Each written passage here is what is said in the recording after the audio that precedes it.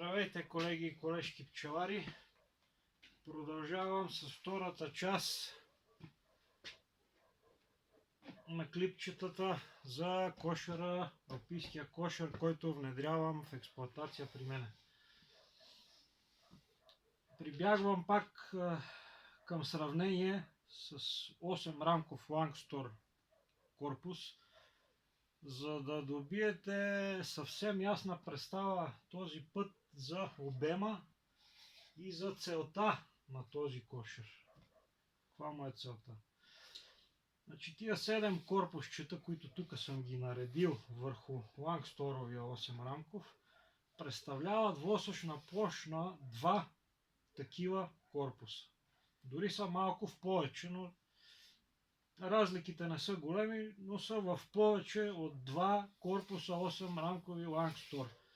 И каква ни е на нас целта с преминаването към този кошер? Ето това, този обем, тук отзад, който всички сте видели, че в зимния период седи непокрит от пчели, а е пълен с храна. Просто този обем ние го претрансформираме в височина. Ето, нагледно колко ясно става, видно и защо се прави това нещо. Размера. Това е кошер по размера на Роже Делон. Вътрешния размер е 30 на 30 см. Дебелината на стените съм избрал 25 мм. При мен да е. Интересното е височината. Откъде идва? Височината е, това е полукорпус на стандартния корпус на Роже Делон. Корпуса на Роже Делон е с височина 215 мм. Това му е половината, 108 мм. Квадратен корпус. Ето, квадратен. Как и да го завъртиш, квадрата си е квадрат. Квадратен корпус, 108 мм. Рамката, височината вътре му е 100 мм на това корпусче. По корпуса друго не се сещам за сега. Ето го дъното, което ще използвам. Копие, макет, смален вид, или как да го нареча, на дъното, с което аз работя.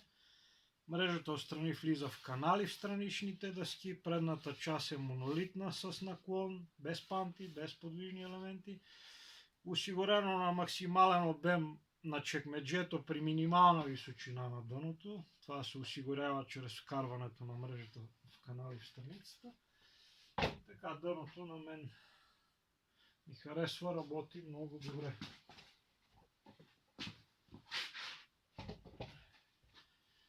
Ето това, тези 7 корпусчета са максималната плодова част, плодник, максималният плодник, който ни е необходим на нас за едно силно пчелно семейство. 7 корпуса. Максимално. В много случаи е достатъчен и по-малка восъчна площ.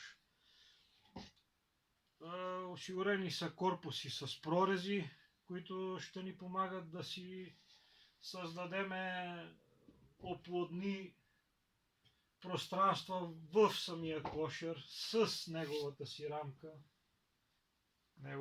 рамка, оплодни части с минимален ресурс на пчели, рамки, с междинно дъно, което ще ви го представя в друг клип. Отпада ни ангажимента да поддържаме други нуклеуси, оплодни съндъчета, да се чудиме как да сменяме майки и така нататък.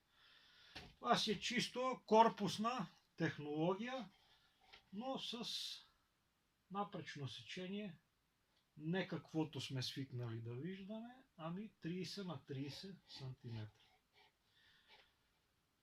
По височината, която ще се получи през сезона на кошера, да кажем следното. Както много други колеги, аз съм на мнението, че медовата част е равна на плодниковата част. Като приемаме, че нашата плодникова част е 7 корпуса, значи още 7 трябва да имаме за медова част, като това много зависи от интензитета на пашите, които се очакват в района на пчеларстване. Аз при мен не очаквам конфигурацията да надхвърли повече от 12 корпуса. Просто кошера е предназначен за планински и полупланински райони с слаби до средни паши, но с мед, който е специфичен за тия райони. Това е. Пожелавам ви здраве и успех. Ще продължим в следващи серии.